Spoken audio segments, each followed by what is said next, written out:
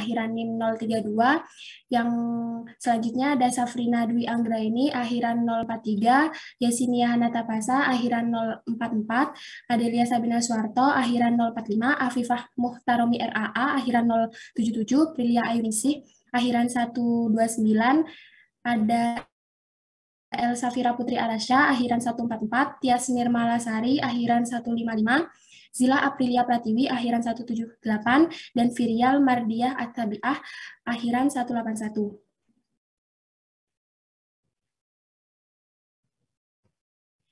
Baik, pada malam hari ini, kelompok kami akan mengangkat 7 pembahasan. Yang pertama ada pengertian HIV/AIDS, yang kedua ada gejala HIV/AIDS, yang ketiga penyebab, yang keempat dampak dan stigma di masyarakat, yang kelima akan dijelaskan oleh rekan saya.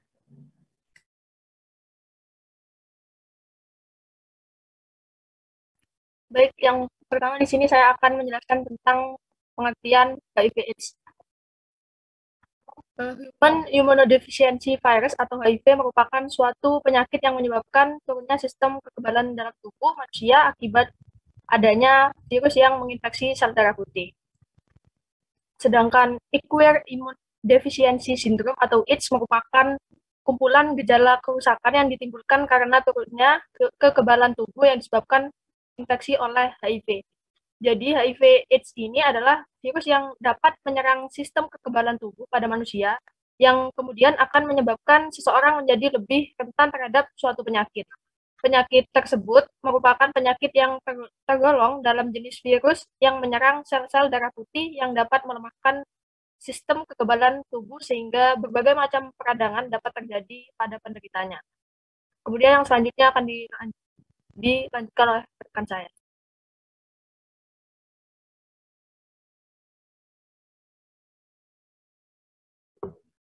Baik, yang selanjutnya adalah gejala HIV atau AIDS. Next. Untuk gejala HIV atau AIDS, yang pertama adalah berat badan menurun, yang kedua berkeringat di malam hari, yang ketiga demam, mual, muntah, yang keempat diare, yang kelima herpes zoster, yang keenam sakit kepala, yang ketujuh tubuh terasa lemas, dan yang terakhir adalah pembengkakan kelenjar getah bening. Next.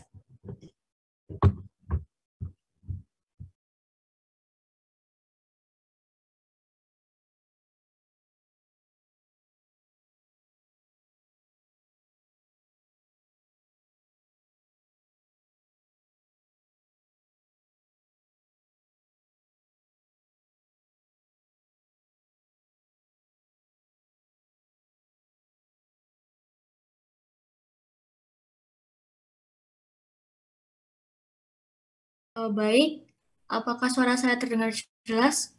Karena Wi-Fi-nya lagi error. Jelas, Mbak. Lanjut. Baik, untuk selanjutnya adalah penyebab HIV atau AIDS. Nah, di sini terbagi menjadi tiga penyebab, yaitu yang pertama melalui penularan hubungan seksual, kemudian penularan melalui darah, dan penularan dari ibu ke anak. Nah, maksud yang pertama dari penularan melalui hubungan seksual yaitu dapat diketahui bahwa penularan virus HIV itu dapat terjadi ketika seorang pasangan itu melakukan hubungan seksual. Dan media yang menjadi perantara penularan virus tersebut yaitu melalui sperma dan cairan vagina. Nah, pada sisi lain juga munculnya virus HIV ini itu karena seringnya berganti pasangan dan melakukan seks bebas. Perlu diketahui juga bahwa biasanya itu perempuan yang lebih rentan terinfeksi HIV daripada laki-laki. Nah, orang dengan infeksi menular seksual atau IMS akan lebih rentan juga terinfeksi virus HIV ini, teman-teman. Nah, kemudian resiko tertinggi dari aktivitas seperti bergonta ganti pasangan, kemudian seks bebas itu adalah tentunya pasti ketika ia memiliki keturunan, nah disitulah keturunan tersebut mungkin bisa menjadi tertular juga. Kemudian yang kedua itu penularan melalui darah. Nah, virus HIV ini tuh terjadi penularan melalui darah, dan penularan dari darah itu dapat terjadi apabila dalam melakukan donor darah, seperti contohnya itu tidak dilakukan uji saring untuk mengetahui antibodi HIV, kemudian transfusi darah individu yang terinfeksi HIV, kemudian juga bisa penggunaan ulang jarum dan suntikan, kemudian atau bisa juga penggunaan alat medis yang kurang sterilisasi. Nah, kemudian namun untuk saat ini HIV atau AIDS ini sudah dilakukan atau cenderung lebih mudah diputus oleh beberapa instansi kesehatan. Nah, karena yang pertama, pelayanan kesehatan itu akan melakukan proses pengecekan terlebih dahulu mengenai seperti donor atau darah pendonor dan organ tubuh yang akan ditransplantasikan sebelum dilakukan tindakan. Nah, yang kedua itu, petugas pelayanan kesehatan biasanya diwajibkan untuk menerapkan tindakan kewaspadaan umum, seperti tindakan perlindungan petugas untuk mencegah penularan penyakit bagi seluruh pasien. Kemudian, yang ketiga adalah penularan dari ibu ke anak. Nah, perlu diketahui teman-teman bahwa tidak semua anak yang lahir dari ibu penderita HIV itu mengidap HIV juga. Artinya, sebagian besar bayi yang lahir dari kandungan ibu penderita HIV tidak ikut terinfeksi virus HIV. Atau bisa juga dipresentasikan penularan AIDS dari ibu kepada bayinya itu sekitar 20-50%. Kemudian juga bisa diklasifikasikan menjadi 3 waktu penularan, teman-teman. Nah, itu ada selama kehamilan. Nah, selama kehamilan ini besar resikonya ada 5-10%. Kemungkinan menular itu jika pada masa kehamilan penderita tuh penyakit yang menyebabkan kerusakan ari-ari, sehingga HIV ini bisa tembus lewat ari-ari tersebut. Contohnya seperti penyakit malaria. Kemudian, waktu persalinan. Di waktu persalinan ini, besar resikonya tuh terdapat 10-20%.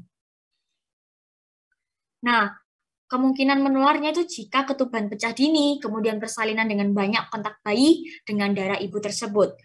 Kemudian, fase yang ketiga itu bisa melalui ASI. Nah, resiko besarnya itu 10-15%.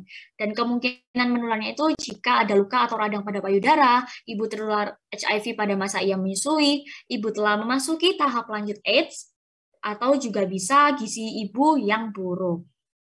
Next.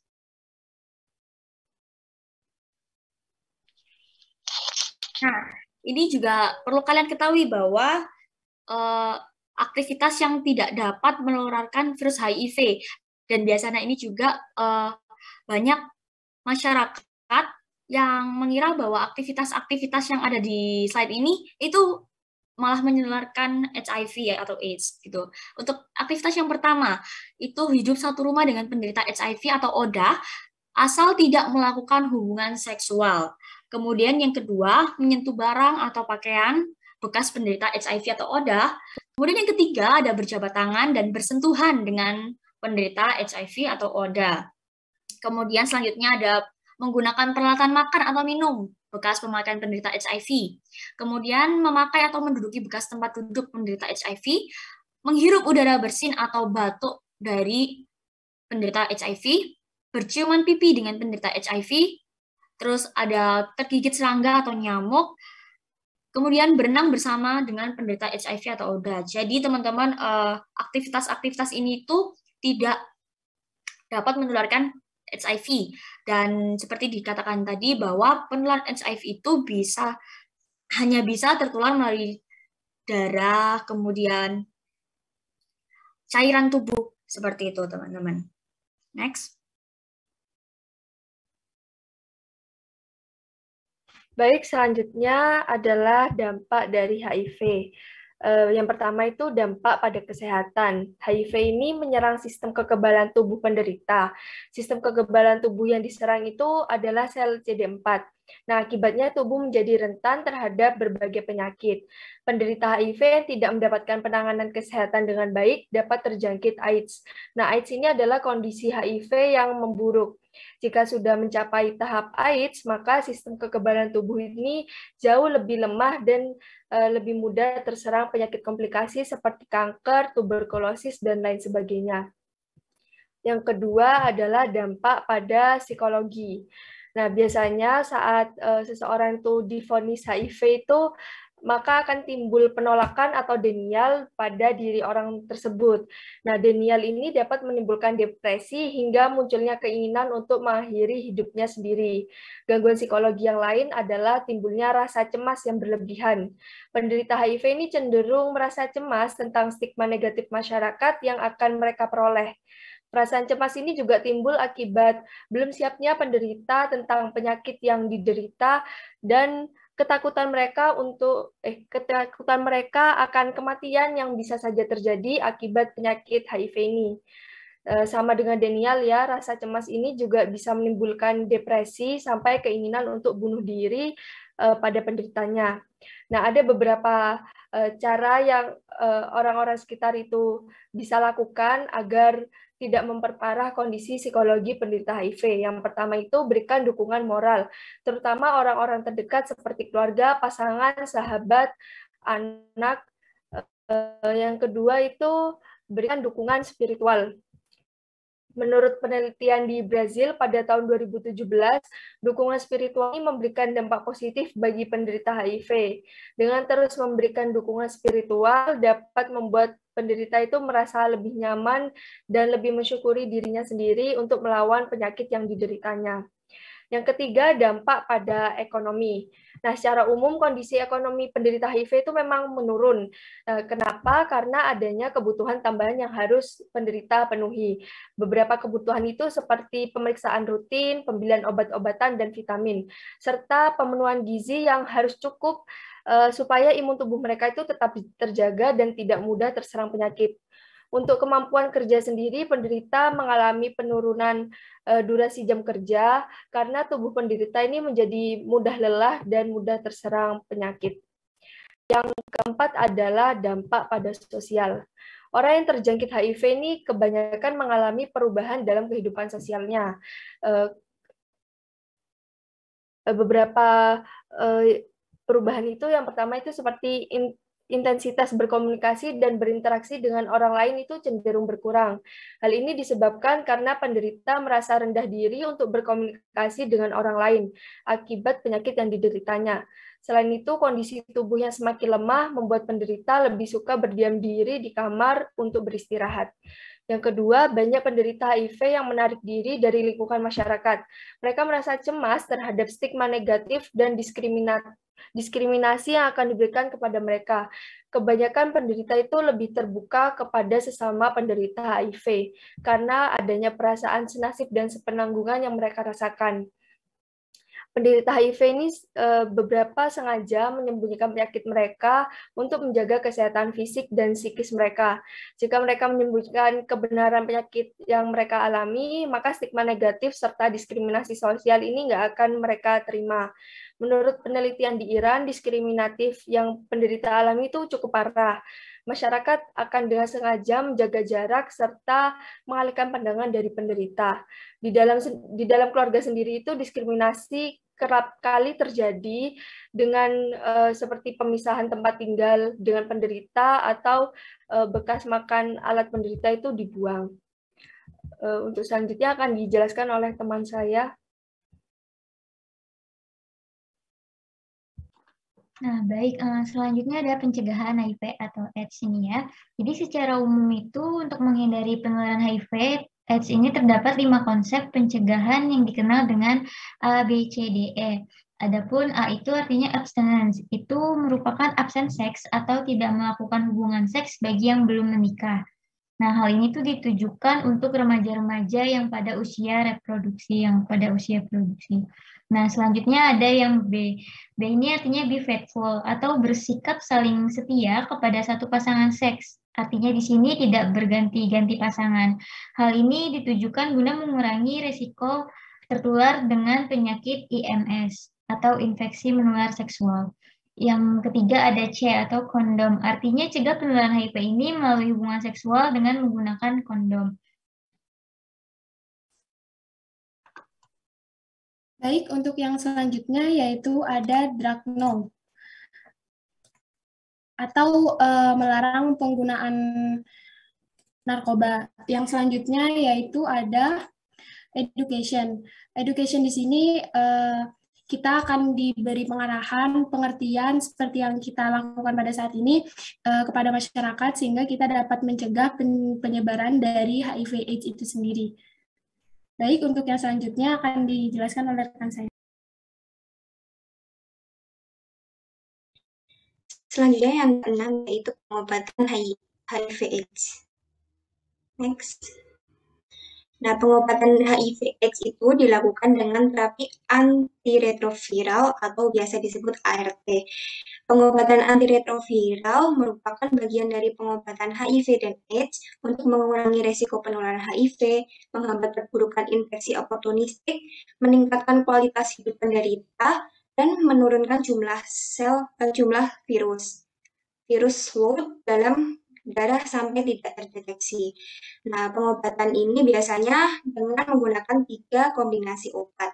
Cara kerjanya dengan menghambat pembuatan virus HIV dalam sel CD4 yang ada dalam sistem kekebalan tubuh manusia, sehingga virus ini dapat ditekan dan tidak menular ke sel CD4 yang masih sehat. Selanjutnya, manfaat dari ARV adalah untuk menghambat penyebaran virus, memperbanyak sel CD4 yang sehat, mengurangi virus dalam darah, dan membuat tubuh merasa lebih baik. Lalu, orang dengan HIV/AIDS atau disebut ODA biasanya akan menerima pengobatan ini setelah menjalani pemeriksaan diagnosis. Selanjutnya, nah ini alur untuk mendapatkan terapi ARV, yaitu apabila pasien HIV sudah terkonfirmasi positif, itu akan ke pelayanan perawatan dukungan pengobatannya, itu ada layanan TB, layanan IMS, infeksi menular seks, konseling, positive prevention, terus ada diagnosis dan tata laksana infeksi oportunistik, pemeriksaan jumlah CD4 untuk menentukan profilaksis kotrimoxazole, lalu register pada ARV. Lalu siap menjalani terapi ARV, masuk ke register ARV, lalu menjalankan konseling ARV dan informed consent. Selanjutnya yang terakhir monitor klinis dan pemeriksaan laboratorium serta konseling secara berkala. Nah, untuk alur ini mendapatkan pengobatan ARV terdapat dalam keputusan Menteri Kesehatan RI nomor 90 tahun 2019 tentang Pedoman Nasional Pelayanan Kedokteran Tata Laksana HIV. Melalui regulasi ini, ODA dapat mengakses pengobatan ARV dengan keyakinan penuh. Regulasi ini juga mencakup diagnosis untuk menggolongkan siapa yang lebih berhak mendapatkan pengobatan terlebih dahulu, dengan dosis yang akan diberikan sesuai dengan golongan ODA tersebut, efek samping dari obat, dan pemantauan selama pengobatan dilakukan. Slide.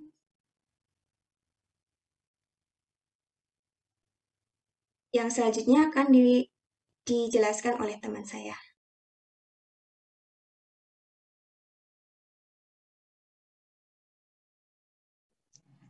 Baik, selanjutnya yaitu contoh kasus HIV/AIDS. Pada tahun 2022 ini, pasien HIV/AIDS terbanyak yang menempati peringkat pertama yaitu pada Kota Pahlawan, Surabaya, Jawa Timur. Tercatat lebih dari 300 orang pengidap HIV/AIDS ditemukan di Surabaya. Kepala Dinas Kesehatan menyebutkan, prevalensi usia yang paling banyak terpapar adalah usia produktif yaitu antara 25 tahun hingga 44 tahun. Dengan rincian yaitu berjenis kelamin laki-laki sebanyak 73% dan sisanya yaitu 27% penderita wanita. Dari data Dinas Kesehatan juga menyebutkan pengidap HIV terbanyak adalah karyawan. Kemudian disusul oleh ibu rumah tangga yang biasanya terpapar dari suaminya. Dari data yang diperoleh tersebut, Kepala Dinas Kesehatan Kota Surabaya menyebutkan bahwa penyebab utama tingginya angka HIV/AIDS di Surabaya karena banyak warga luar Surabaya yang melakukan pengobatan di Kota Pahlawan tersebut. Sebanyak 323 kasus telah ditemukan hingga saat ini sedang dalam proses pengobatan atau telah mendapatkan penanganan oleh pemerintah Kota Surabaya. Sebab gejala apapun, Kepala Dinas Kesehatan menyebutkan bahwa edukasi itu penting, terutama pada kelompok rentan yang berisiko terkena HIV/AIDS.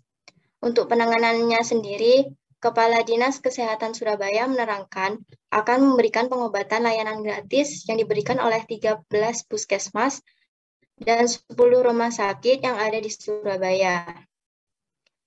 Kemudian untuk juga memberikan pendampingan konseling care ke rumah penderita HIV, serta memberikan dukungan. Tak hanya itu, pemerintah kota juga membentuk petugas penjangkau yang dapat menjangkau kelompok-kelompok berisiko dengan melakukan akses pemeriksaan HIV di layanan Dinas Kota Surabaya. Kemudian melakukan monitoring pemberian pengobatan dengan pemeriksaan secara berkala, serta berkoordinasi dengan Dinas Kebudayaan, Kepemudaan, dan Olahraga, serta pariwisata untuk mendatangi rumah hiburan. Next. Baik, sebelum kita mengakhiri sesi diskusi kali ini, maksud saya sesi pemaparan materi, saya di sini ada tambahan informasi mengenai pencegahan HIV/AIDS, yaitu pencegahan penularan secara vertikal HIV dari ibu ke bayi. Yang pertama itu mencegah kehamilan yang tidak direncanakan. Hal ini dimaksudkan terdapat risiko penularan dari ibu dengan HIV ke bayi. Namun perempuan dengan HIV itu bisa memiliki anak yang bebas HIV jika kehamilannya itu direncanakan dengan baik. Yakin perempuan dan pasangannya dapat memanfaatkan dengan baik layanan informasi kesehatan. Yang kedua, yaitu mencegah penularan ibu ke anak dengan pengobatan ARV yang teratur dan perawatan yang baik. Ibu hamil dengan HIV itu dapat melahirkan anak yang terbebas dari HIV melalui persalinan per vaginam atau menyusui bayinya. Adapun kegiatan yang dapat dilakukan itu sebagai tenaga kesehatan, yakni dengan memberikan layanan antenatal terpadu termasuk tes HIV, pengadaan konseling persalinan dan pasca persalinan, pemberian profilaksis ARV pada bayi. Selanjutnya itu bisa dengan penyediaan alat dan obat kontrasepsi, serta memberikan dukungan psikologis, sosial, dan medis. Baik, itu saja pemaparan materi dari kelompok 5. Untuk yang selanjutnya saya serahkan kepada moderator. Baik, terima kasih kelompok 5 atas pemaparan materi yang telah diberikan dengan sangat baik. Untuk itu, kita masuk ke sesi berikutnya, yakni sesi diskusi. Saya akan membuka termin pertama dengan maksimal 3 orang penanya. Kepada yang ingin bertanya untuk kelompok 5, dipersilahkan mengaktifkan fitur raise hand.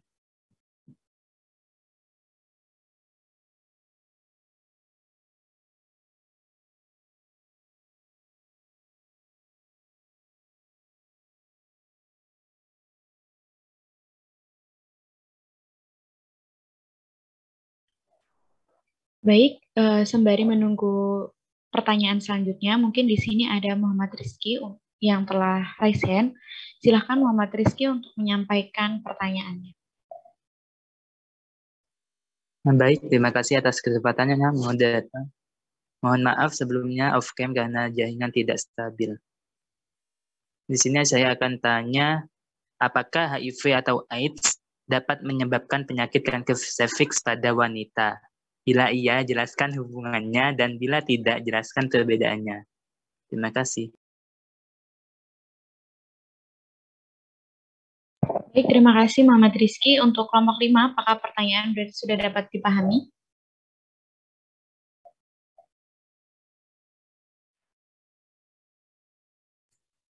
Bisa. Baik, terima kasih. Untuk teman-teman yang lainnya, Silakan mengaktifkan fitur raise hand jika ingin bertanya kepada kelompok 5 tentang materi HIV dan AIDS.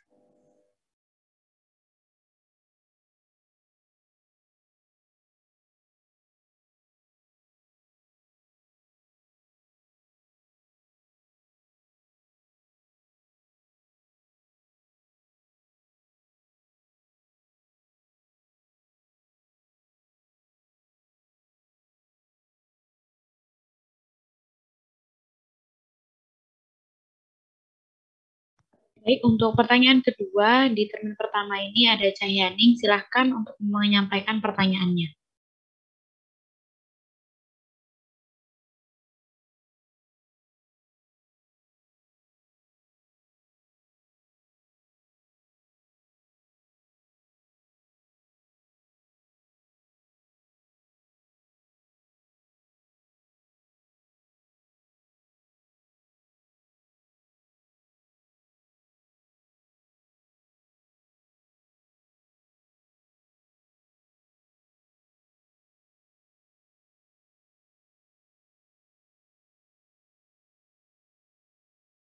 Bagaimana kelompok 5, apakah pertanyaan dari Cahyaning dapat diterima? Bisa, moderator. Baik, terima kasih kepada Cahyaning. Untuk pertanyaan terakhir di termin 1 ini ada Farah Khairunisa. Kepada Farah, saya persilakan untuk menyampaikan pertanyaannya. Baik, terima kasih moderator. Sebelumnya izin bertanya pada kelompok 5. Nah, apa saja faktor yang membuat masyarakat itu menganggap apabila penyakit HIV itu adalah penyakit yang aib seperti itu? Karena kan mungkin dari mereka itu seperti menganggap orang yang terkena penyakit HIV itu karena sering bergonta-ganti pasangan seperti itu. Padahal kan pada kenyataannya penyakit HIV itu bukan hanya disebabkan oleh orang yang sering bergonta-ganti pasangan. Nah, itu apakah stigma jelek masyarakat mengenai orang yang terjangkit penyakit HIV tersebut dapat memengaruhi kesehatan baik secara fisik atau secara mental secara mental penderita HIV. Terima kasih. Baik, terima kasih kembali Farah. Kepada kelompok 5, apakah pertanyaan sudah dapat diterima? Iya, bisa moderator. Baik, terima kasih. Untuk itu, sesi diskusi di termin pertama saya tutup. Kepada kelompok 5, jika ingin menjawab pertanyaan dari teman-teman, dipersilahkan langsung on mic.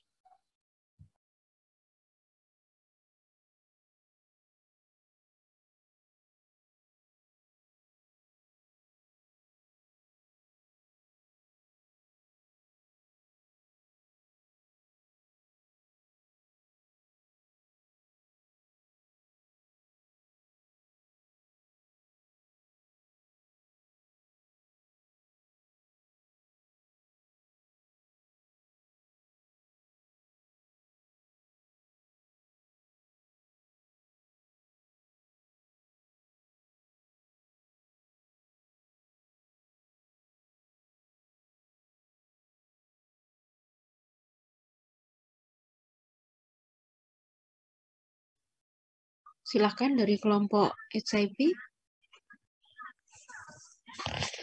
Bisa dijawab lama-lama diskusinya.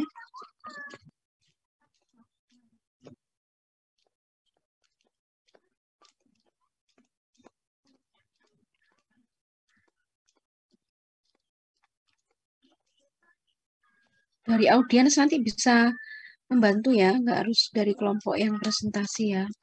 Karena kalau saya lihat pertanyaannya cukup berat nih.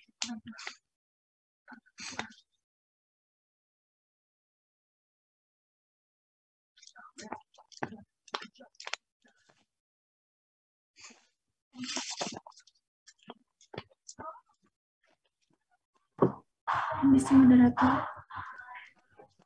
Ya, Tias. Izin menjawab pertanyaan dari Rizky Fabian. Baik, dipersilakan. Saya ulangi pertanyaannya. Apakah HIV/AIDS dapat menyebabkan penyakit kanker serviks pada wanita? Bila iya, jelaskan hubungannya, dan bila tidak, jelaskan perbedaannya. Penyakit HIV/AIDS ini dapat menyebabkan kanker serviks pada wanita. Hal itu disebabkan karena sistem kekebalan tubuh pada orang yang terkena HIV/AIDS ini sangat rendah. Salah satu faktor risiko yang mendorong terjadinya kanker serviks pada penderita HIV/AIDS pada wanita adalah imunosupresi. Kondisi imunosupresi ini merupakan penurunan kekebalan tubuh akibat terganggunya sistem kekebalan tubuh yang salah satunya disebabkan oleh infeksi HIV. Berdasarkan analisis faktor risiko kanker serviks oleh Ivana Junamel-Manuko 2016, pada wanita dengan fase AIDS, risiko terkena virus HPV human papillomavirus semakin tinggi. Virus ini turut menjadi faktor risiko kanker serviks dengan fase perkembangan sel kanker yang lebih cepat pada pasien wanita AIDS. Perkembangan sel prakanker menjadi sel kanker yang umumnya terjadi beberapa tahun, dapat mengalami percepatan akibat imunosupresi akibat AIDS. Apakah jawabannya bisa diterima? Baik, terima kasih atas jawabannya, sudah jelas banget. Baik, terima kasih kepada Rizky dan juga Tias atas jawabannya. Mungkin untuk pertanyaan yang lain boleh langsung on-mic kepada kelompok 5. Mbak Farah tadi raise hand, mau jawab. Mbak Farah Khairunisa. Mohon maaf Ibu, tadi bertanya tapi lupa di lower hand. Oh, udah, oke. Permisi moderator, izin menjawab. Ya, silahkan Elsafira. Izin menjawab pertanyaan dari Farah Khairunisa. Tadi saya ulang pertanyaannya, apa saja faktor yang membuat masyarakat menganggap apabila penyakit HIV itu adalah penyakit aib? Nah, padahal kan belum tentu orang yang terjangkit tersebut tertular karena bergonta-ganti pasangan. Apakah anggapan atau stigma jelek masyarakat mengenai orang yang terjangkit HIV tersebut dapat mempengaruhi kesehatan penderita, baik kesehatan fisik maupun mental? Jadi jawabannya itu faktor penyebab timbulnya stigma di kalangan masyarakat terhadap penyakit HIV/AIDS ini adalah karena rendahnya tingkat pendidikan dan pengetahuan masyarakat mengenai HIV/AIDS itu sendiri. Di samping itu kurangnya juga sosialisasi atau penyuluhan mengenai HIV/AIDS, terutama cara penularan dan pencegahannya, sehingga masyarakat ini mempunyai tanggapan yang keliru, sehingga muncul adanya prasangka dan ketakutan yang berlebihan terhadap masalah sosial dan menjadi sensitif tentang ODA, yakni sebagai penyakit AIDS yang tadi disebutkan. Nah, jadi masyarakat itu menganggapnya hanya karena perilaku dalam konotasi negatif aja gitu. Jadi disangkanya aib karena bergonta-ganti pasangan, padahal kan penyebab atau pemicu penularan HIV ini tidak hanya itu, sebagaimana yang tadi telah dijelaskan oleh kelompok kami. Nah, hal ini tentunya sering menjadikan peningkatan diskriminasi terhadap ODA itu sendiri, yang tentu stigma ini akan berdampak pada kesehatan fisik maupun mental, meliputi kejadian akibat diusir dan diasingkan masyarakat, tidak diterima sekolah, dipecat dari pekerjaan, diceraikan pasangan, dan perilaku-perilaku diskriminatif lainnya. Nah, sehingga penderita ini juga seringkali mengalami reaksi psikososial atau psikisnya itu, kondisi mentalnya itu terganggu seperti kecemasan, depresi, marah pada diri sendiri, dan sebagainya. Mungkin seperti itu. Bagaimana pada Farah? Sudah cukup, terima kasih. Baik, terima kasih kembali. Ya, sebelumnya saya ingatkan, teman-teman yang di Zoom yang kedua, ini kok nggak ada yang buka video ya? Intan, Khairunisa, Firman. Intan laporan ke saya kameranya bermasalah. Oke, yang lain. Febrian, ini kamu kuliah apa enggak? Kalau nggak kuliah, nggak usah ikut Zoom. Kok nggak dibuka? Saya punya catatan loh ya, yang nggak mau open video itu. Karena penilaian Anda not only from the paper or PowerPoint, but also your interactively ya. Bagaimanakah upaya Anda untuk bisa interaktif dalam proses diskusi? Open video aja enggak mau. Mana ini? Fazila? Mbak Stefani Zoya ini ada nggak di kelas ini yang dari Papua mungkin?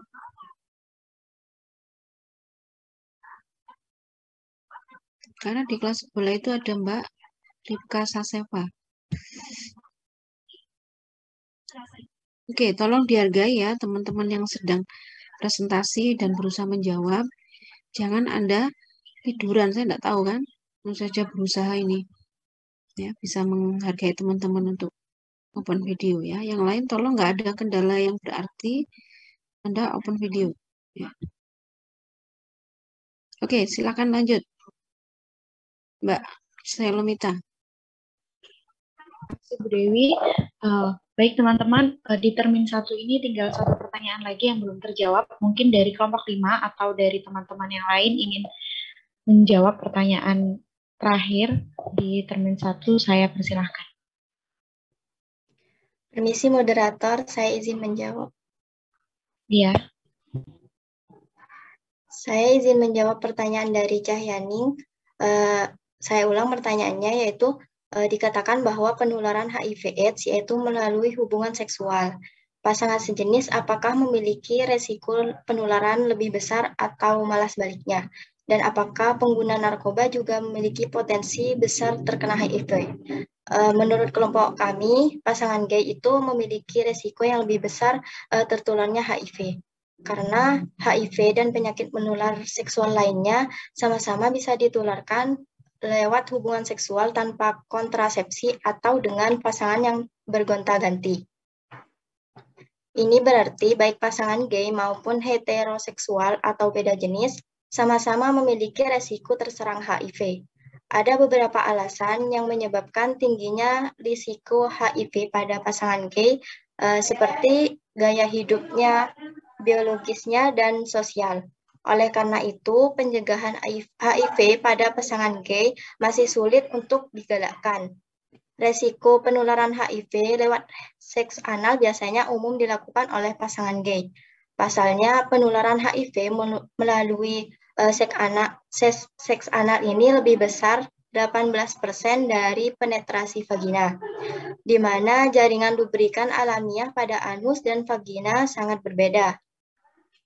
Vagina memiliki banyak lapisan yang bisa menahan infeksi virus, sementara anus hanya memiliki 1 lapisan tipis saja, sehingga infeksi HIV lebih mudah. Infeksi HIV juga bisa terjadi jika ada kontak dengan cairan rektal pada anus. Cairan rektal ini sangat kaya akan sel imun, sehingga virus HIV mudah melakukan replikasi atau penggandaan diri. Untuk pertanyaan selanjutnya, yaitu menurut kelompok kami benar pengguna narkoba itu memiliki potensi besar dalam terkenanya HIV. Kalau untuk pengguna narkoba ini penyebab utamanya biasanya penggunaan alat suntik, terutama semprit secara bergantian. Selain bisa menularkan HIV, virus lainnya juga akan ikut tertularkan, yaitu seperti virus hepatitis dan infeksi lainnya. Berdasarkan data IBBS, Integrated Biological Behavioral Surveillance, pengguna narkoba suntik merupakan kelompok yang sangat beresiko tinggi terhadap HIV/AIDS karena perilaku berbagi peralatan suntik narkoba secara bergantian. Apakah cukup menjawab?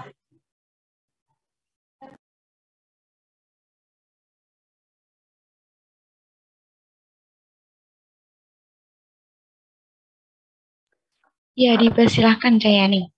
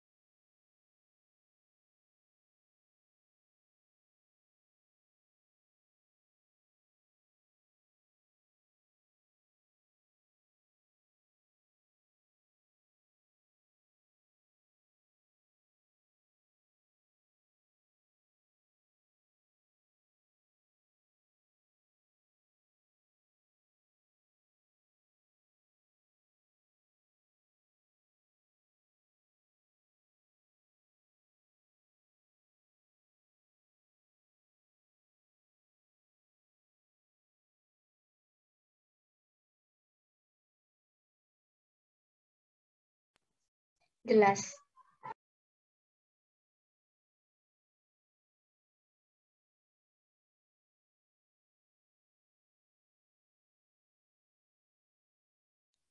Dari audien bisa bantu, enggak apa-apa. Tadi ya dari Mbak Cahyani kan ada pertanyaan lanjutkan. Apa lanjutan? Silakan, enggak harus dari kelompok HIV gitu ya, teman-teman yang lain boleh membantu menjawab. Karena nanti kan tetap ya catatannya nama, name, dan pertanyaan tolong Mbak Bilkis nanti dimasukkan di lampiran laporan kelompok HIV ya.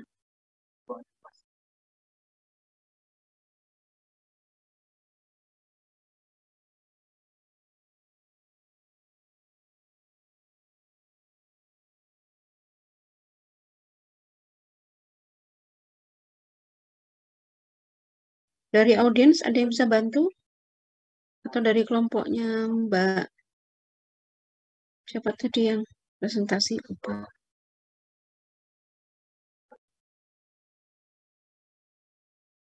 Jadi gini ya teman-teman. Satu, catatan pentingnya adalah HIV itu adalah Human Immunodeficiency Virus. Virusnya ini menyebabkan daya tahan tubuh orang itu hilang. Ya, mekanisme menghilangkan daya tahan tubuhnya adalah dengan virus ini memakan sel darah putih. Nah, dalam kondisi yang masih HIV itu belum ada gejala apa-apa. Jadi kondisinya sehat seperti kita ini, orang positif HIV. Yang menjadi masalah adalah ketika dia nanti sudah masuk fase AIDS, di mana imun itu sudah habis, jangankan penyakit paru gitu ya, makanya orang yang HIV positif itu ada infeksi oportunis atau penyakit penyerta. Pasti dia terkena TB. Makanya ada program kolaborasi TB HIV ya. Karena orang yang HIV pasti kena TB kalau dia udah masuk di fase AIDS. Kemudian IO yang lain adalah hepatitis liver gitu ya. Maka dari itu ada program trieliminasi, terutama pada ibu hamil, yaitu pencegahan HIV, sifilis, dan liver itu hepatitis ya. Pada ibu hamil ini jadi satu paket program pencegahan HIV, sifilis atau penyakit kelamin, dan hepatitis atau penyakit liver. Ya. Ini menjadi penyakit penyerta. Orang yang HIV pasti TB, pasti liver atau hepatitis, itu pasti. Ya, maka dari itu teman-teman, penyakit ini sangat berbahaya, iya. Pasti orangnya kalau nggak bisa bertahan hidup karena obat yang ada untuk menyembuhkan penyakit ini nggak ada loh sampai hari ini. Terapi ARV yang tadi dijelaskan oleh kelompok HIV adalah menekan pertumbuhan virus, bukan untuk mematikan atau menghilangkan penyakitnya, nggak bisa. So until today, there is no medicine for the HIV/AIDS patient, nggak ada obatnya. Ya, maka dari itu kenapa kasusnya sangat tinggi. Pengobatannya hanya menekan pertumbuhan virus. Artinya begitu orang HIV itu imunnya turun, stres karena di stigma, diskriminasi, semakin cepat dia masuk ke fase AIDS. Karena masing-masing orang biasanya beda ya, dari HIV positif ke AIDS itu bisa 3-5 tahun. Kalau kondisi dia bagus, artinya menjaga imun, menjaga nggak gampang stres, dia bisa bertahan 5-10 tahun dia masih hidup banyak. Tetapi ketika tadi, kenapa angka HIV di Indonesia itu tinggi? Satu ya obatnya nggak ada, yang kedua adalah stigma diskriminasi tinggi, jadi semakin dia kena, semakin dia terpuruk, semakin dia dikucilkan karena ada stigma, ada pelabelan bahwa orang yang HIV itu berarti pelaku seks bebas, oh berarti dia pengguna narkoba. Nah, stigma-stigma itu yang semakin memperparah orang HIV untuk nanti dia bisa masuk ke AIDS ya, nggak semakin sembuh karena kondisi dia stres, depresi itu memperburuk kondisi imunnya. Ya, maka dari itu secara program HIV itu ada 3-0, ada target 3-0 ya. 0 death related AIDS gitu ya, kemudian 0 stigma and discrimination, and then 0 new infection. Jadi 0 ada kasus baru itu harusnya nggak boleh ada. Artinya ada upaya pencegahan ya. Yang kedua, nggak boleh ada kematian karena HIV. Karena selama ini kematian di HIV bukan karena penyakitnya, tapi biasanya karena dia depresi, dikucilkan, diusir dari rumah, diusir dari kampung. Ya. Dan 0 stigma and diskriminasi itu jadi target global untuk penanganan HIV. Cuma masalahnya tidak sederhana seperti itu. Ketika nanti kita ditargetkan bisa 3-0. Di Indonesia sulit karena bicara HIV tidak hanya bicara kesehatan, tapi bicara budaya. Ya. Maka tadi saya tanya, ada nggak teman Papua di kelas ini? Di Papua itu secara ritual ada di suku anak dalam itu, untuk bertemu dengan dewa atau yang mereka sembah itu mereka harus melakukan hubungan homoseks atau bergonta-ganti pasangan. Itu budaya, tradisi. Atau di Lombok misalkan. Di Lombok di satu desa itu ada tradisi kalau anak laki-laki sunat itu supaya ndang cepat sembuh, bisi sunat suruh nyoba dengan PSK di lokalisasi. Itu budaya.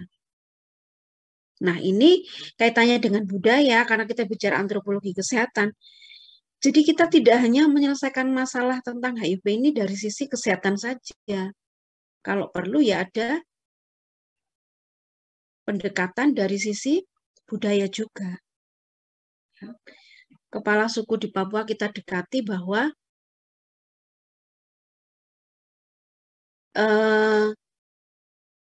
kalau tradisi atau ketika mereka mau bertemu dengan dewa harus melakukan itu kan ada resiko HIV yang sampai saat ini belum ada obatnya. Jadi lama-lama nanti kan sukunya habis meninggal. Pendekatan itu harus dilakukan. Kepada siapa? Kepada tokoh kuncinya siapa? Kepala suku mungkin, tokoh adat di sana gitu ya. Ini contoh pendekatan budaya karena masalah HIV ini bukan hanya sekedar masalah kesehatan. Termasuk bagaimanakah kita menurunkan stigma dan diskriminasi. Karena masyarakat kita adalah masyarakat ketimuran, ya, masyarakat yang menjunjung tinggi nilai-nilai agama, nilai-nilai norma sosial yang di situ sangat mengharamkan, sangat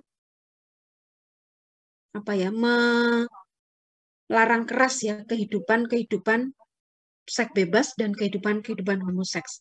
Di kita kan sampai hari ini, mohon maaf ya, pasangan homoseks itu nggak bisa dia dengan vulgar membuka statusnya seperti di luar negeri atau menikah sesama jenis di luar negeri kan boleh. Di kita jangan sampai gitu ya, karena kultur masyarakat religius itu masih kuat. Jadi untuk pencegahan HIV bisa kita pendekatan ke tokoh agama juga bahwa misalkan ya seks bebas itu berbahaya. Tadi A, B, C, D, E. Bagaimanakah mencegah HIV itu dengan A. Abstinen itu apa? Abstinen itu Anda puasa seks sebelum menikah. Nah ini kan pendekatan agama hampir sama. Semua agama saya kira sangat menjunjung tinggi yang namanya pernikahan. Kesetiaan ya kan. Setia pada pasangan itu penting. Makanya yang kedua mencegah HIV itu dengan B. B itu apa? Be faithful. Ya, setia dengan pasangan masing-masing, jangan setia di mana-mana, sama aja. Ya, B itu be faithful, jadi harus setia dengan satu pasangan. Maka dari itu menarik tadi ketika ada pertanyaan, Bu, bagaimanakah resiko HIV pada hetero atau homoseks? Ini lebih gede yang mana? Dua-duanya punya resiko yang tinggi untuk HIV ketika mereka melakukan unsafe sex atau seksual yang tidak sehat atau yang tidak aman. Baik hetero homo sama-sama, apalagi mohon maaf ya, homoseks. 5 tahun terakhir, kasus baru HIV itu banyak prosentase ditemukan pada pasangan homoseks, mohon maaf. Mas, mana tadi? Mas Fikri? Ada? Mas Rizky ada? Hati-hati gitu ya. Ada, Ibu. Nah, Febrian hati-hati. Jangan-jangan teman di sekitar kita itu bagian dari ada Ibu. Dari komunitas homoseks ini. Secara resiko apa yang menyebabkan mereka sangat tinggi terkena HIV? 1, anal seks. ketika menggunakan dubur itu beda ya. Kalau Gusti Allah itu secara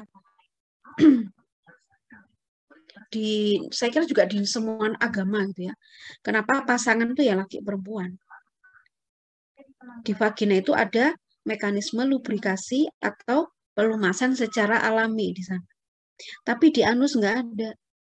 Mohon maaf, ketika anal seks dilakukan, kemungkinan luka itu sangat besar. Ya. Jadi mohon maaf, penularan HIV pada homoseks itu tinggi karena mereka melakukan anal seks. Ya, ketika luka pasti muncul darah kan? Nah, teman-teman ingat, penularan HIV itu cuma 3, darah, cairan seks, dan ASI dari ibu ke bayinya. Jadi jelas, kalau homo malah tinggi sekali resikonya. Makanya 5 tahun terakhir, kasus positif HIV baru itu banyak ditemukan di kalangan homoseks. Mereka masih SMP, masih SMA banyak loh. Hati-hati Febrian ya. Pagi namanya Febrian, malam namanya jadi Febri. Itu ada, kita nggak tahu ya. Kenapa? Kalau pas saya ngobrol sama mereka, karena kebetulan saya kerja di LSM HIV, ya, mereka merasa bahwa ketika ketemu sama temennya, mereka berani membuka status. Ibu nggak tahu ya Bu, ibu ini nggak ngerti kenapa memang. Kita loh Bu, kalau setiap malam minggu kumpul loh di Rembangan arisan. Arisan sama siapa? Ya lekong-lekong cucok lah Bu, loh keluar dah aslinya. Bahwa mereka punya komunitas sesama homo, yang itu masih anak SMP, SMA banyak gitu ya. Dan ketika kita bawa ke PCT, pemeriksaan darah terkait dengan HIV, mereka di kalangan mereka juga positif HIV, nggak main-main gitu ya. Ingat, HIV ketika positif masih sehat kayak kita loh ya. Justru penularannya ketika mereka melakukan hubungan seks karena cairan seks menularkan, atau tadi pengguna narkoba suntik. Ya. Pengguna narkoba suntik saya nggak ngajari ya, tapi ini based on the research. Berdasarkan penelitian yang sudah dilakukan dengan bimbingan saya itu Mbak Risti ya, saya lupa namanya. Kita meneliti tentang perilaku napi IDU, napi narkoba ya di lapas. Itu ternyata betul tadi, mereka itu punya yang namanya tradisi party. 1 jarum dipakai berlima, bertujuh. Dan tidak hanya sekedar memasukkan narkoba cair ke darah gitu ya, tapi dipompa. Darah itu diambil di spet, dicampur sama narkoba cair, jadi ditarik, dimasukkan lagi, ditarik kan nyampur tuh. Baru dimasukkan ke pembuluh darah. Itu dipakai sama si A. Kalau sudah si A ke B. Ditarik lagi darahnya, dicampur lagi sama narkoba cair ya, dicampur dulu, baru dimasukkan. Itu 1 jarum berpindah. Jadi jelas tadi ya, penularan lewat darah, terutama di IDU atau injecting drug user, sangat tinggi. Hampir 90% pengguna narkoba suntik pasti HIV. Makanya tadi ada pertanyaan menarik dari Mbak Cahyani. Apakah orang-orang yang IDU, pengguna narkoba suntik, kalau dia pakai jarumnya sendiri, nggak bareng-bareng, apakah ini meminimalisir? Iya. Makanya ada program harm reduction. Coba dicek teman-teman. Ini sebelum ditemukan ketika yang 5 tahun terakhir itu kan homoseks tinggi. Sebelum homoseks, 10 tahun yang lalu, angka HIV di kalangan AD itu hampir 100% karena pesta tadi. Makanya ada pemerintah, ini programnya juga bersifat nasional, disebut harm reduction atau mengurangi dampak buruk. Programnya apa? 1, orang yang sudah kecanduan narkoba suntik itu dibawa ke dokter untuk disubstitute, ya, diganti yang biasanya dia nyuntik, dia pakai oral. Tapi itu sedikit demi sedikit dosisnya dikurangi sampai dia lepas. Itu ada programnya. Melepaskan diri dari ketergantungan obat. Atau program tukar jarum suntik gratis di puskesmas. Siapa pengguna narkoba, supaya dia nggak pakai bareng-bareng, bekas yang dia pakai bisa ditukar jarum suntik baru. Itu ada programnya di harm reduction. Akhirnya di IDU bisa diminimalisir. Sekarang nggak sebanyak 80%, cuma 30-an% pengguna narkoba suntik itu terkena. Jelas ya teman-teman? Nah, terkait dengan hetero tadi. Apakah hetero ketika dia setia, ini juga memperkecil kemungkinan terkena HIV? Ya iya pastinya. Karena unsafe sex ya. Walaupun hetero tapi dia ganti-ganti Mbak, sama aja.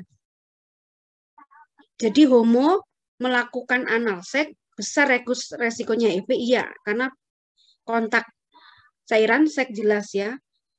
Kemungkinan darah itu antar kulit bertemu dengan darah partnernya karena mudah sekali terjadi luka di daerah anus gitu ya. Pasti sudah homoseks itu banyak HIV-nya banyak. Nah, hetero apakah banyak? Juga banyak ketika dia melakukan seks yang tidak aman. Apa seks tidak aman itu? Bergonta-ganti pasangan. Kemudian ketika dia, mohon maaf ya, dia udah punya perilaku beresiko sering ganti-ganti pasangan seks, dia nggak pakai kondom. Makanya yang C tadi kan A, abstinen, jadi no sex before marriage, kemudian B adalah be faithful atau setia pada pasangan, yang C itu apa? Kondom. Ini buat mereka yang sudah terbiasa di lokalisasi. Makanya di lokalisasi itu ada program 100% kondom, harus pakai kondom, kalau enggak mbak-mbaknya itu bisa jadi mendapatkan dari lelaki hidung belang, bisa jadi sebaliknya mbaknya bawa ditularkan ke lelaki hidung belang, lelaki hidung belangnya pulang ke rumah minta dilayani istrinya tadi. Kenapa ibu rumah tangga angka HIV-nya tinggi, yang dia bukan PSK, dia bukan pengguna narkoba suntik, tapi dia positif HIV. Ya, jelas karena apa? Karena ini walaupun dia hetero tapi perilaku seksnya beresiko, sering berganti-ganti pasangan, sering beli seks di lokalisasi. Ketika ngesek di lokalisasi tidak pakai kondom, HIV pastilah. Kita nunggu waktu aja, ini positif dulu, positif. 2-3 tahun lagi dia AIDS, tinggal tunggu matinya aja. Ya, makanya kalau teman-teman di PKKMB kemarin ada nggak informasi terkait HIV? Nah, ya, itu kita beritahukan ke teman-teman remaja hal-hal yang menakutkan supaya memang benar-benar takut bahwa sampai hari ini nggak ada obatnya nih. Kalau sakit kita tunjukkan dari orang yang seger sampai yang kerusak, tinggal kulit sama tulang, tinggal nunggu matinya karena nggak ada obatnya.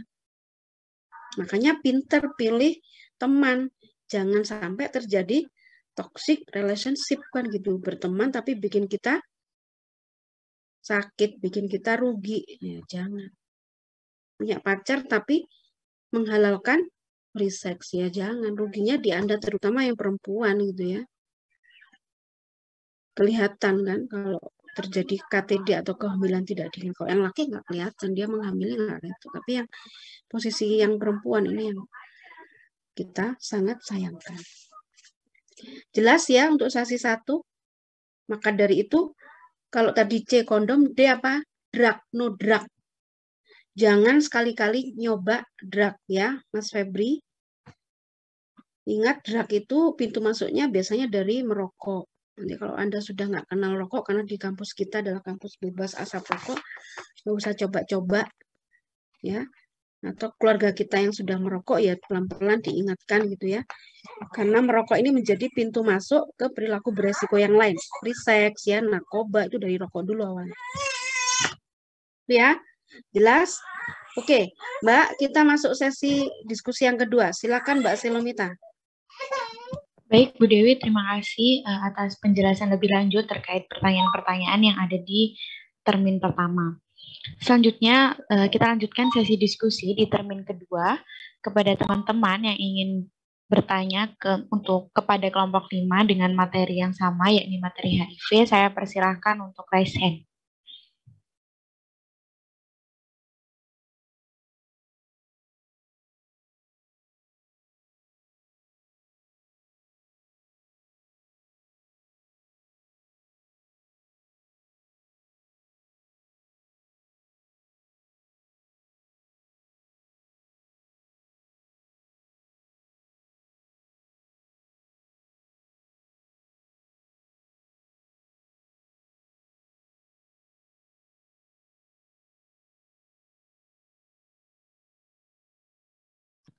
Baik, di sini pertanyaan pertama ada dari Zulfa Sifatul. Kepada Zulfa, saya persilahkan untuk menyampaikan pertanyaannya. Sebelumnya, terima kasih atas kesempatannya. Perkenalkan, nama saya Zulfa Satulimania dengan NIM akhiran 17. Nah, saya tuh kan pernah ya melihat sebuah wawancara, ada seorang perempuan itu awalnya tidak terinfeksi HIV, kemudian menikah dengan laki-laki yang terinfeksi HIV. Kemudian wanita tersebut itu tertular dan sadarnya itu ketika sudah mengandung atau hamil. Namun ketika melahirkan bayi, bayinya itu tidak terinfeksi HIV. Nah, pertanyaan saya itu bagaimana bayi tersebut dapat tidak tertular HIV? Kan sebelumnya tadi sudah dijelaskan ya, bisa melalui terapi pengobatan ARV atau pengobatan secara vertikal. Nah, apa ada penyebab yang lain yang mengakibatkan bayi tersebut itu tidak tertular HIV? Terima kasih. Baik, terima kasih Zulfa atas pertanyaannya. Kepada kelompok 5, apakah pertanyaannya sudah dapat diterima? Sudah. Baik, terima kasih. Selanjutnya pertanyaan yang kedua dari Salsabila. Kepada Salsabila saya persilahkan untuk menyampaikan pertanyaan. Terima kasih atas waktunya. Saya Salsabila dengan NIM akhiran 100. Izin bertanya, bagaimana cara menghilangkan stigma masyarakat terhadap ODA bahwa tinggal serumah atau berenang bersama itu tidak dapat menularkan HIV. Sementara kan kita tahu bahwa stigma yang di masyarakat saat ini itu untuk mendekati saja itu agak gimana gitu. Terima kasih. Baik, terima kasih kembali Salsabila. Kepada kelompok 5, apakah pertanyaan dari Salsabila dapat diterima? Bisa, moderator.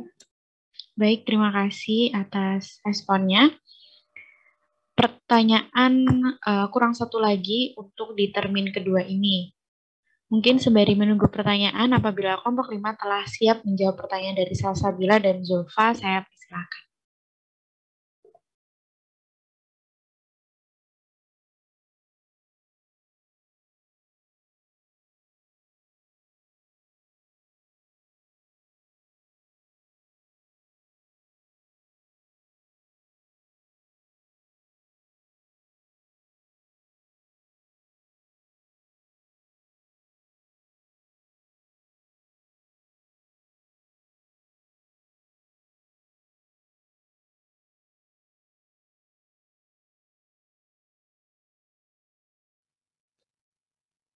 Izin menjawab pertanyaan dari Zulfa.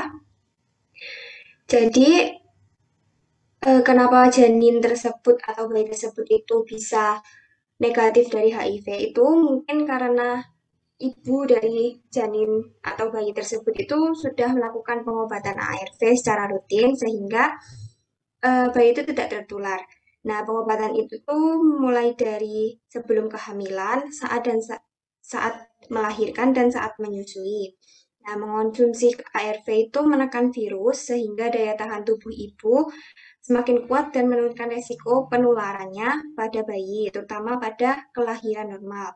Nah, untuk pencegahan selanjutnya itu dengan melahirkan secara sesar. Nah, karena operasi sesar itu bayi tidak kontak langsung dengan darah dan cairan tubuh ibu, sehingga risiko menularnya itu lebih kecil dibandingkan kelahiran normal. Seperti itu. Sudah menjawab?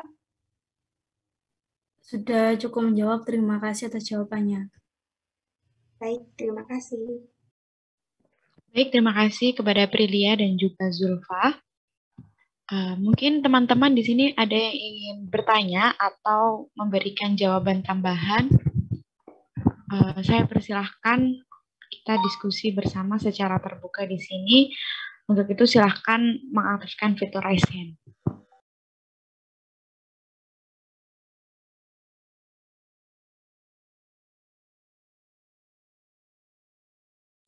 Izin menjawab, moderator.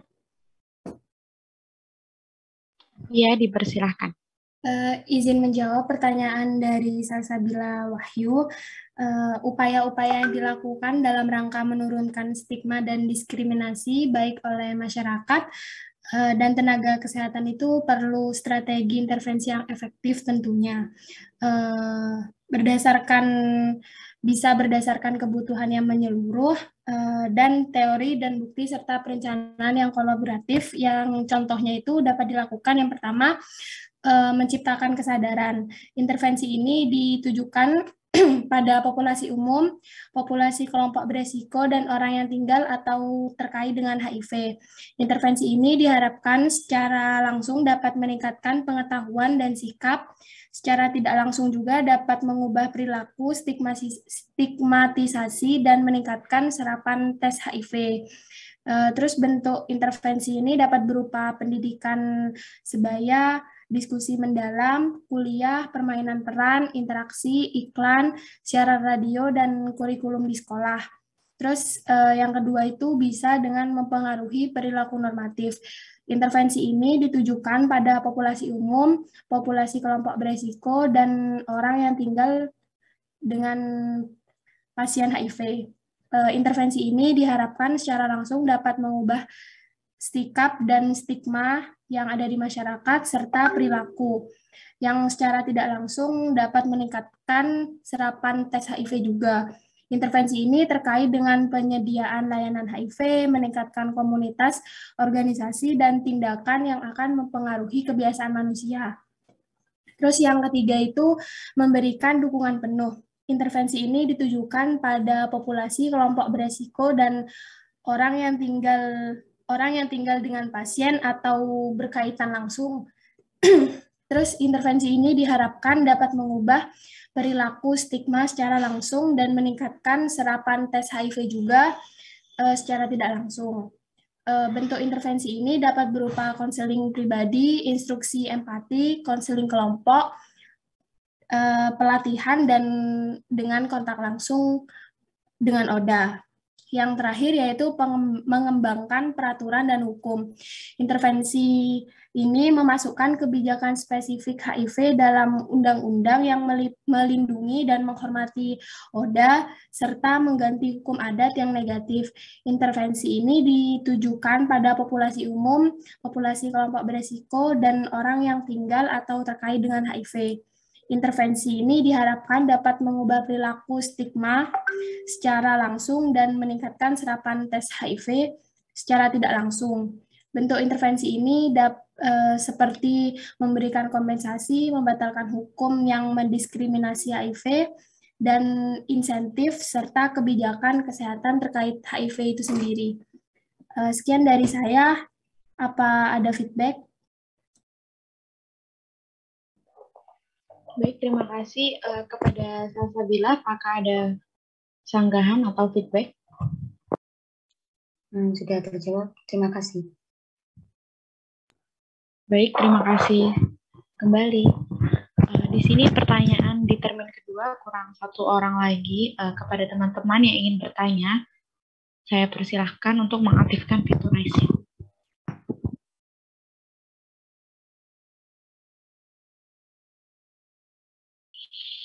Baik, di sini ada Ira di Pawestri. Kepada Ira, saya persilahkan.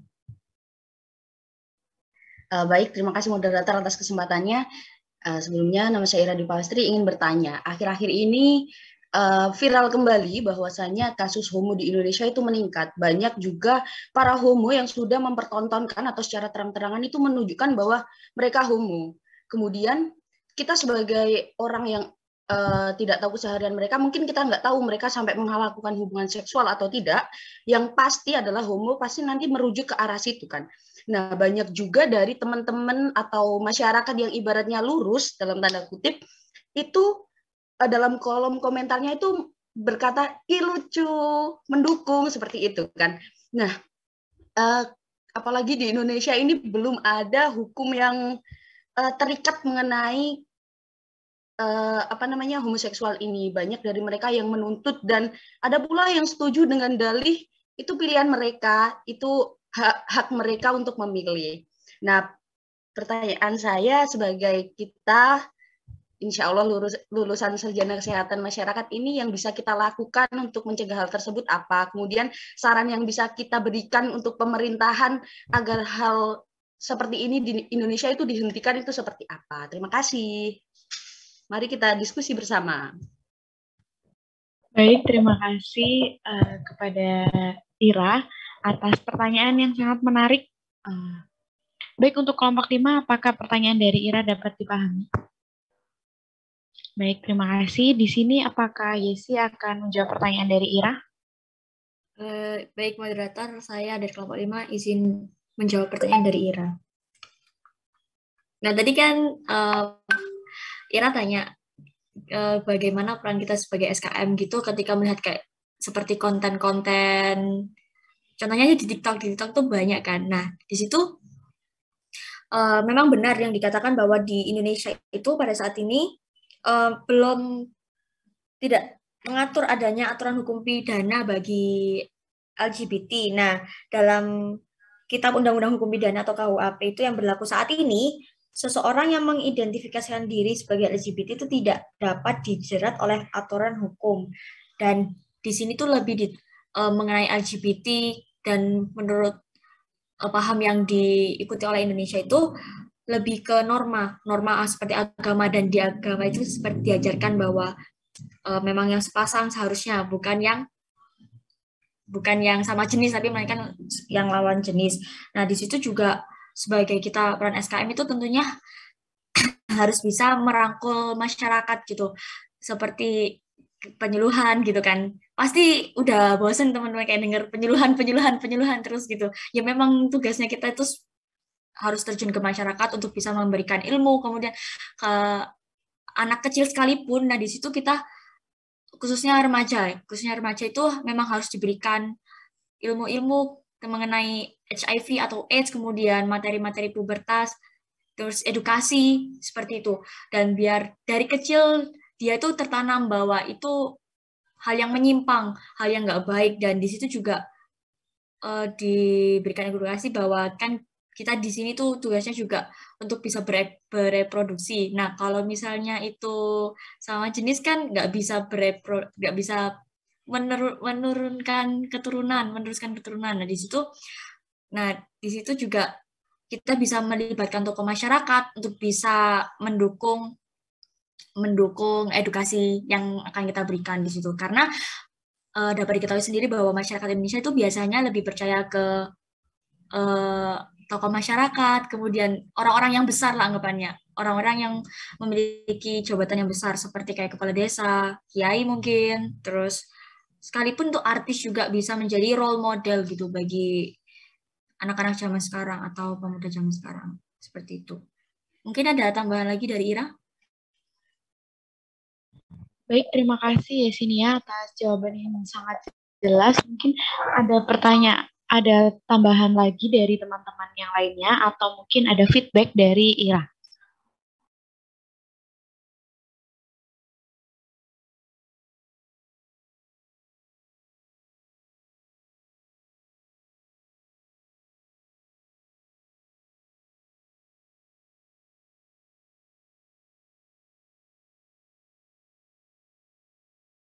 Bagaimana Ira?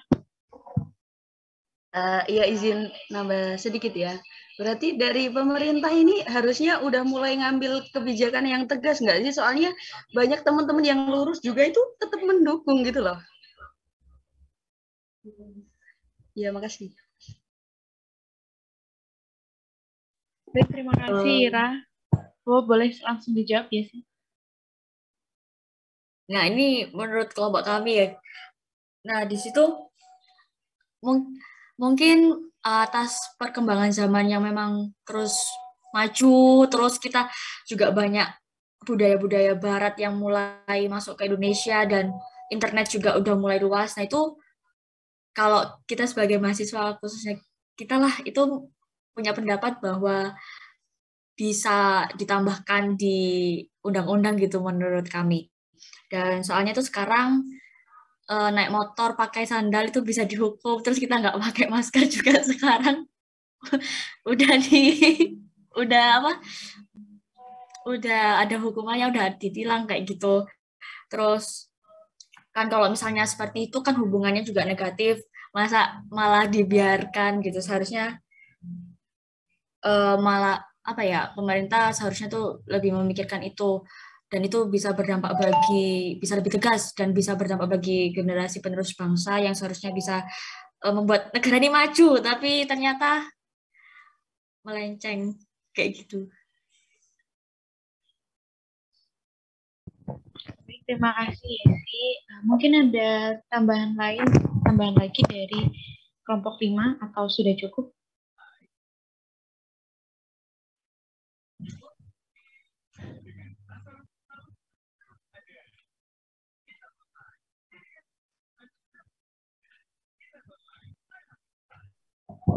Baik, sepertinya sudah cukup. Ya. Baik. Ya. Oke. Mbak Selomita, terima kasih ya. Saya ambil alih ya. Mohon maaf ini saya belum bisa open video karena si kecil masih harus dipegang ini. Jadi gini, menarik tadi pertanyaan yang pertama kan terkait dengan bagaimanakah menghilangkan stigma dan diskriminasi itu ya intinya ya. Tadi dijawab dengan benar oleh kelompok HIV bahwa melibatkan semua pihak ya. Melibatkan semua pihak. Jadi tidak hanya orang kesehatan saja, orang puskesmas saja ya, tapi tolong teman-teman nanti ketika Anda misalkan di masyarakat ya libatkan semua pihak. Tokoh agama ya. Kemudian masyarakat, kan ada pemberdayaan. Ingat ya, strategi promosi kesehatan itu menjadi pegangan. Satu, edukasi, tetap diberikan pemahaman bahwa HIV itu ada, HIV itu bisa menular ketika kita tidak melakukan seks yang aman, jadi berkontak-ganti pasangan misalkan, ya itu resikonya besar HIV itu pastilah. Apalagi, mohon maaf ya, misalkan suka jajan di lokalisasi, edukasi ke masyarakat awam ya, lakukan itu bahwa sampai hari ini HIV itu belum ada obatnya. Kasih contoh, kalau udah kena gitu ya, misalkan si X, karena kan fenomenanya begini teman-teman. Ada PSK, misalkan di Buger gitu ya, di Jawa. Ketika dia terindikasi positif HIV oleh layanan VCT, pelan-pelan itu pasti ketahuan kok. Walaupun petugas tuh merahasiakan, karena ini kode etik ya. Nah, begitu dia ngerasa udah kok temanku beda sama aku ya, misalkan. Karena orang yang positif HIV, oke dia kelihatan sehat, tapi sebenarnya secara imun dia lebih rentan gitu ya, gampang sakit. Atau sekali sakit, susah sembuhnya. Kena diare nggak cuma sehari 2 hari, itu bisa sebulan 2 bulan orang HIV positif. Batuk juga gitu. Kalau kita batuk minum obat flu gitu ya, mungkin batuknya karena flu, 2-3 hari ke dokter selesai. Tapi kalau orang positif HIV, begitu kena batuk, apalagi stres, jangan-jangan masuk ke fase AIDS yang imunnya sangat rendah sehingga nanti mengarahnya ke TB, batuknya berbulan-bulan sampai batuk darah, TB sudah. Ya. Jadi edukasi sekaligus memberikan warning ke masyarakat bahwa HIV itu ada, belum ada obatnya. Kita kasih contoh misalkan si X ya, tetangga kita yang mohon maaf kerja di Bali, ternyata melayani tamu-tamu dari bule-bule pulang-pulang sakit meninggal, itu loh contohnya gitu. Ya. Atau mohon maaf ya, kita menemukan laki-laki yang bekerja di Bali itu ternyata menjadi skateboy. Skateboy itu apa? Skateboy itu model yang diminta orang bule untuk menjadi model yang mereka lukis dulu Mbak. Skateboy itu. Dan itu mereka harus telanjang. Ya. Dan setelah dilukis nggak sekedar selesai transaksi, karena sekali menjadi model itu bayarannya 2 juta loh. Zaman tahun 2007-2010 itu sekali digambar ya, kurang lebih 1-2 jam Bu, kita itu setengah jam kita berpose, 15 menit kita istirahat gitu ya, modelnya untuk bisa sampai selesai gambar itu. Tapi tidak hanya berhenti di situ, pasti ada, mohon maaf ya, mereka minta dilayani secara seksual karena bule-bule itu juga banyak yang homoseks. Nah, tidak heran kalau tadi memang zamannya sudah berubah, tapi kita harus tetap mempertahankan nilai-nilai budaya masyarakat yang religius. Ayo teman-teman. Kalau globalisasi itu tidak terbendung, bisa jadi, mohon maaf ya, generasi kita adalah generasi yang mengagung-agungkan free sex. Nanti dia hamil di luar nikah. Terus piye? Masih SMP, SMA sudah hamil. Kemudian masih SMP, SMA sudah positif HIV. Mau jadi apa generasi kita kan gitu. Jadi tugas kita ya tetap mengingatkan ke masyarakat, hati-hati kita punya anak. Bukan berarti ketika di SMP, SMA harus gede, biarin, jangan. Mereka akan mempunyai dunia baru dengan teman bergaul mereka, dengan media sosial yang luar biasa. Pasti teman-teman ada kan, lihat di TikTok si Tegar itu ya, benar ya, namanya Tegar. Tuh kan Mbak Ira Dwi Guyu. Karena anak saya sendiri juga cerita, aku loh heran mah, kenapa? Itu loh si Tegar nyatakan dia, kayaknya jadi homo itu enak gitu ya. Sama pasangannya, dia berdua, nggak ada beban di luar negeri gitu ya. Itu kan kayaknya memberi contoh ke generasi kita bahwa pasangan homo itu enak loh gitu loh. Ini kalau nggak tegas lama-lama akan diterima sebagai hal yang biasa ke remaja kita. Bahaya ini. Maka dari itu begitu Tegar diundang oleh Deddy Corbuzier, masyarakat kan pada ya memblokir ya dan sebagainya, ya banyak yang unlike dan sebagainya, apalah istilahnya itu. Berapa yang akhirnya Deddy Corbuzier kehilangan followersnya itu gara-gara dia mengundang Tegar. Ini adalah salah satu contoh masyarakat itu penting untuk kita libatkan sebagai kontrol sosial. Ayo teman-teman, konsep sosiologinya. Ya. Kontrol sosial itu dari masyarakat bahwa nilai-nilai religi, nilai-nilai bahwa pernikahan itu menjadi hal yang sangat sakral. Hubungan seks itu bukan hal yang dibuat main-main, gampang bergonta-ganti pasangan. Dampaknya, ya ketika Tuhan tidak boleh, dampaknya kena HIV, matilah kamu. Nggak apa-apa kita kasih seperti itu, karena tujuannya supaya masyarakat paham bahwa ini penyakit berbahaya dan belum ada obatnya. Karena perilaku seks beresiko tadi. Pertanyaan penting selanjutnya, kalau tadi Mbak Ira Dwi mesti mengatakan, jadi seperti apa ya kita ini sebagai SKM untuk mencegah setidaknya tidak banyak LGBT. LGBT itu apa Mbak? L itu lesbian, B itu bisex. Bisex itu bisa dengan laki, bisa dengan perempuan. Ya. Ini masuk homoseks, LGBT itu masuk homoseks ya. Lesbian, bisex, G-nya apa? Gay. Lesbian, bisa gay, T-nya transgender. Transgender itu apa? Siapa yang tahu transgender? Perpindahan kelamin seperti berarti siapa di sana itu waria. Nah ya, transgender itu adalah waria. Apa beda waria dengan gay? Ada yang tahu? LGBT, apa bedanya gay sama T yang transgender tadi atau waria? Bedanya di mana? LGBT kan semua ini sama orang-orang yang suka dengan sesama jenisnya kan. Lesbian suka sama dengan perempuan. Bisex tuh bisa laki, bisa perempuan. Lah kalau yang laki bisex berarti dia bisa berhubungan seks dengan laki, bisa dengan perempuan. Ya kan? B bisex. G-nya itu gay ya, jelas kalau gay kan, laki sama laki kan. T-nya transgender. Bedanya apa waria sama gay? Itu mereka sama-sama laki kan, bedanya di mana? Ada yang tahu? Iya, Mbak Farah. Mungkin kalau waria itu lebih ke merubah penampilan fisik mereka juga menyerupai perempuan seperti itu. Tapi kalau gay itu tetap menjadi laki-laki, cuma mereka berhubungan dengan sesama laki-laki. Mungkin seperti itu, Ibu. Iya, betul Mbak Farah. Jadi waria itu adalah laki, tapi dia nyaman dengan pakaian perempuan. Nah, kalau gay itu laki, tapi dia suka laki dan dia nggak mau pakai baju perempuan. Kalau waria kan laki, suka laki, dia nyaman dengan baju perempuan atau penampilan perempuan. Makanya waria itu, mohon maaf ya, dia minum pil KB supaya payudaranya tumbuh.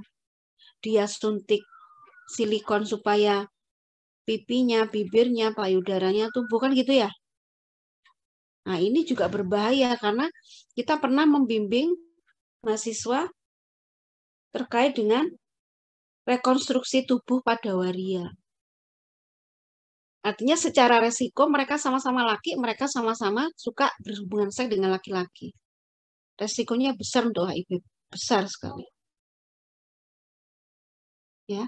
Nah, karena kemungkinan mereka kena HIV ketika melakukan seksual dengan sesamanya itu besar, penting tadi yang Mbak Ira katakan, apa sih yang harus kita lakukan baik oleh pemerintah, kita sebagai SKM, sebagai masyarakat, apa yang perlu kita bisa antisipasi.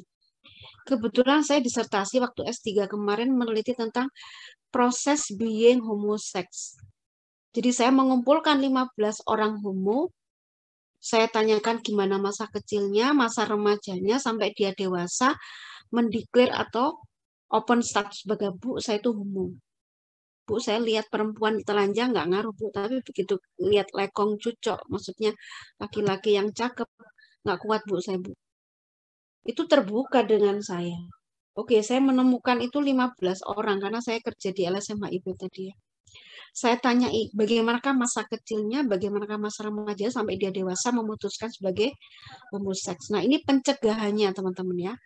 Supaya homoseks itu tidak semakin banyak. Satu, pola asuh orang tua. Ya. Banyak dari mereka, mohon maaf, anak-anak yang kehilangan figur ayah. Ketika ayah saya itu, Bu, sukanya marah-marah. Kalau saya pulang kesiangan, saya dipukuli, Bu. Saya disiram sama air. Saya disuruh buka baju, saya disiram sama air di selang. Gara-gara saya terlambat pulang siang hari, itu harusnya jam 12 sampai sekolah tuh pulang. Saya sampai rumah jam 1 itu jadi masalah, Bu. Jadi bapaknya ini sering mukul dia. Bahkan kalau bapak marah ibu, saya sering ditampar. Sering lempar piring di depan ibu saya, itu di depan saya, Bu. Saya nggak suka dengan ayah. Saya marah sama ayah. Jadi dia kehilangan figur ayah, akhirnya dia mencari ayah-ayah yang lain di luar. Ini loh ya. Ayo mbak-mbak calon ibu gitu ya, calon ayah Mas Rizky, Febri ya. Nanti kalau punya anak gitu ya, jangan sampai kamu hanya sekedar cari uang. Urusannya anak, urusan mama ini wes aku gak ngurus ya, jangan gitu. Bahkan saya menemukan satu homo itu awalnya cuma gara-gara potong rambut, kebetulan yang motong itu waria. Ayo hati-hati. Yang motong itu homoseks. Ternyata kan tidak hanya potong, ada layanan pijat toh Mbak, kalau di tukang potong rambut itu ya. Nah ini ternyata LGBT gay. Jadi nggak cuma dipijeti, tapi mohon maaf ya, dibeles, anak itu dirayu, dipegang-pegang area sensitifnya. Saya merasa nyaman, Bu, dengan om itu. Dengan yang langganan saya salon itu. Karena saya nggak pernah dibelai sama ayah saya nggak pernah digendong ayah saya tuh. Wahai calon ayah gitu ya.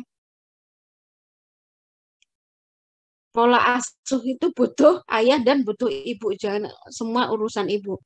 Ya, nanti kalau punya anak laki dibelai ya, dipegang, dipuji gitu ya. Karena dia kehilangan figur ayah, dia akan cari ayah di luar. Ya, catat ya pola asuh di calon ibu, calon ayah yang kesmas banget ini. Yang kedua adalah pastikan bahwa anak-anak kita, adik-adikmu Yondo, pastikan temannya itu adalah teman bergaul yang baik. Ya. Homo itu menular loh, mohon maaf. Makanya tadi Mbak Ira bilang, ini kok banyak orang normal, setuju Bu, iya jangan-jangan nanti kalau dia dirayu normal, bisa jadi melenceng nanti. Makanya kita harus tahu siapa teman anak-anak kita. Ya, siapa teman bergaul, atau paling enggak, tolong teman-teman tadi ya, jangan punya teman yang menyebabkan Anda rugi, toxic relationship tadi dihindari.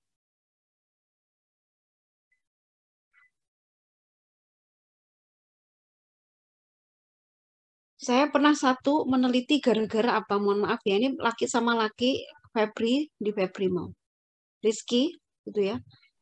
Nggih. Itu lagi nge-fly bareng Mas, mohon maaf. Jadi rokok narkoba itu dekat dengan free sex ya. Ternyata apa? Mereka itu selain punya kebiasaan ngedrak atau minum bareng ya, nongkrong bareng, itu mereka sering lihat video porno. Makanya tadi saya bilang kan, pastikan teman-teman Anda itu teman-teman yang baik lah. biasa nonton video porno. Nah, videonya tuh nggak cuma yang video hetero, tapi homoseks juga. Mungkin awalnya guyon-guyon, lihat gitu ya, lucu gitu ya. Tapi apa yang terjadi pada saat mereka habis merokok, minum bareng, teler tuh mereka nggak sengaja buka baju. Terjadilah yang namanya sodomi dan sebagainya. Itu awalnya seperti itu, sehingga dia terjebak dalam kehidupan homoseks. Karena teman gitu ya, yang awalnya dia normal, dia jadi homo. Jadi yang kedua, pastikan siapa teman bergaul kita gitu ya, dan anak-anak kita nanti. Yang ketiga siapa? Bahaya gadget, antisipasi bahaya gadget. Wis apa yang didapatkan dari gadget itu semuanya bisa, apalagi mohon maaf, Twitter gitu ya. Nggak ada sensornya.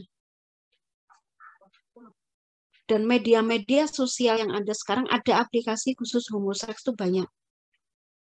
Mereka pakai GIS ya, radius 1 kilo ada teman sesama member yang sesama homo itu bisa dicari.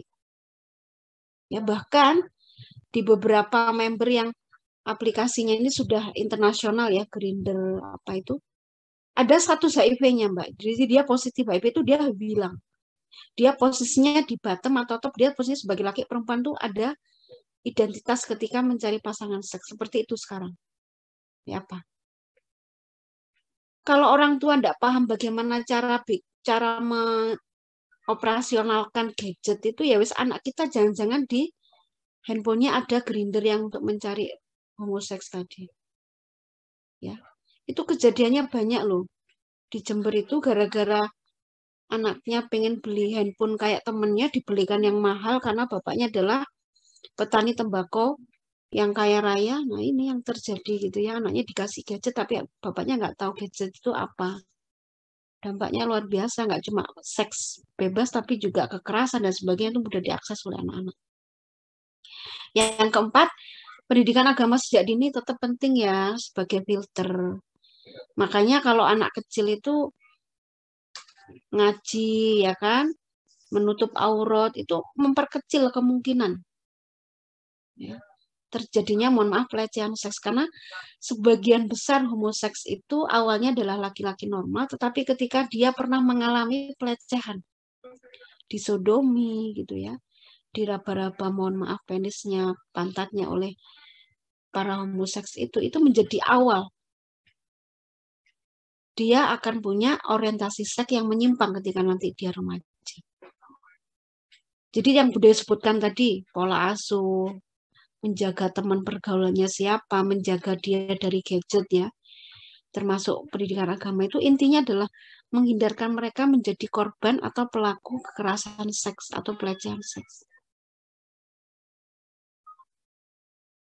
Nah, ya teman-teman, karena ini menjadi turning point, titik balik orang tuh menjadi homo yang semula dia hetero. Saya dulu nggak tahu ya Bu, kalau pas mandi di sumber itu, kalau di desa kan ada kayak sumber gitu ya. Kalau saya mandi itu ada om-om tetangga saya itu yang selalu menggesek-gesekkan, mohon maaf, penisnya tuh di pantat saya ketika ada di air. Itu pelecehan banget ya. Itu yang terjadi. Nah, ketika kecil dia nggak paham, gedenya ternyata, oh kok ada gitu ya. Dia cari informasi sendiri di Facebook, di Google. Jadilah dia mencari komunitas-komunitas homoseks. Gara-gara pernah menjadi korban pelecehan seks. Gitu ya teman-teman, jelas ya. Saya yakin bahwa Anda punya satu poin tersendiri menjadi mahasiswa FKM tuh, Anda punya bekal untuk menjadi orang tua yang baik dan bertanggung jawab untuk anak-anak kita. Ya, oke, save our generation from LGBT. Wes, ya, pasang status. Baik untuk calon ibu dan calon ayah di sini ya. Terima kasih semuanya. I think this is very interesting ya to discuss about HIV ya. Mungkin nanti di lain waktu, ketika di dasar PKIP mungkin nanti di komunikasi kesehatan, isu ini pasti akan muncul kalau di promkes itu. Ya, karena sampai sekarang kan masih menjadi prioritas program juga ya HIV. Di kita masih tinggi, sangat tinggi bahkan ya. Terima kasih semuanya. Thank you for your attention guys. Selamat beraktivitas kembali, untuk beristirahat kayaknya. Rekor ini saya kuliah sampai jam 10, baru ini seumur-umur ya. Oke, terima kasih Mbak Ira Dwi. Terima kasih Mbak. Siapa tadi? Moderator lupa lagi. Selomita ya. Dan Mbak Cahyaning, teman-teman semua luar biasa diskusi di kelas ini. Rekor nggak seperti yang lain. Thank you and wassalamualaikum warahmatullahi wabarakatuh. Waalaikumsalam warahmatullahi wabarakatuh. Terima kasih. Yang laki ya tetap jadi laki ya, jangan malam berubah. Siap, Bu. Siap. Terima kasih semuanya, saya tutup ya.